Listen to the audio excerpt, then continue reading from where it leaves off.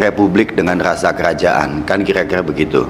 Jadi puisi ini menjadi satu sinyal bagi banyak orang sebetulnya. Dalam bahasa Gusmus adalah orang-orang yang bekerja di kebudayaan. Gusmus sendiri beberapa kali dalam banyak pertemuan, banyak ceramah, diskusi, selalu menyebutkan bahwa rasanya sudah waktunya di Indonesia ini kebudayaanlah yang menjadi panglima. Itu garis besar yang memang menyatukan para ibu dan bapak yang tadi hadir di kediaman Gusmus. Kemudian untuk dua hal yang perlu ditindaklanjuti, nanti secara detail Mas Gunawan Muhammad, Mas Lukman Hakim Saifuddin, juga Pak Eri, kemudian juga Ibu Omi Komaria Majid mungkin juga akan menambahkan.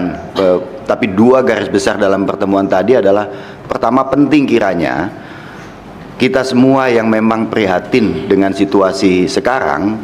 Situasi sekarang itu gambaran mudahnya sebetulnya sudah sama-sama kita pahami, tapi kalau boleh diulangi adalah situasi ketika demokrasi Indonesia ini diontang-anting gitu ya, diayun-ayun. Kekuasaan terpusat di eksekutif, kemudian Mahkamah Konstitusi sebagaimana bukti-buktinya ditemukan oleh Majelis Kehormatan Mahkamah Konstitusi, ada intervensi dari eksekutif ke yudikatif, ke lembaga konstitusional itu. Kemudian juga ada situasi lain adalah bahwa ancaman terhadap azas jujur dan adil pemilu yang akan kita lakukan 14 Februari mendatang itu tidak bisa berlangsung dengan baik. Itu sehingga perlu kiranya ada urun rembuk terus-menerus dari, saya menyebutnya tokoh-tokoh bangsa ya. Beliau-beliau keberatan disebut itu. Makin tua kadang-kadang makin arif gitu ya. Jadi nggak mau disebut tokoh-tokoh bangsa. Mungkin karena nggak pernah tutup. Kalau tokoh kan ada buka pagi malam tutup, kira-kira itu. Jadi mereka itu kenapa mereka nggak mau disebut tokoh bangsa.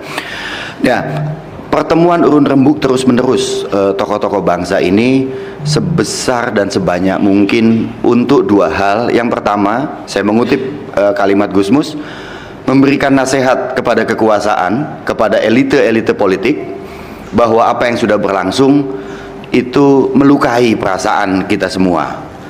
Walaupun kata-kata melukai belakangan kan sering disebut sebagai sok drama, sok sinetron, kebanyakan drakor. Tapi itulah yang perlu dilakukan oleh para budayawan, tokoh-tokoh lintas agama, iman dan keyakinan, kemudian juga para pembela-pembela demokrasi, pejuang-pejuang hak asasi manusia, juga termasuk mereka yang bekerja di ruang-ruang anti korupsi seperti Pak Eri Riana dan kawan-kawan. Yang kedua, Gusmus menganjurkan agar pertemuan-pertemuan itu dilakukan juga untuk menyerukan kepada warga masyarakat, kepada warga negara Indonesia, bahwa kita harus saling memahami situasi sekarang itu tidak enak. Kalau kita boleh ngutip istilah Pak Jokowi sendiri adalah Indonesia sedang tidak baik-baik saja.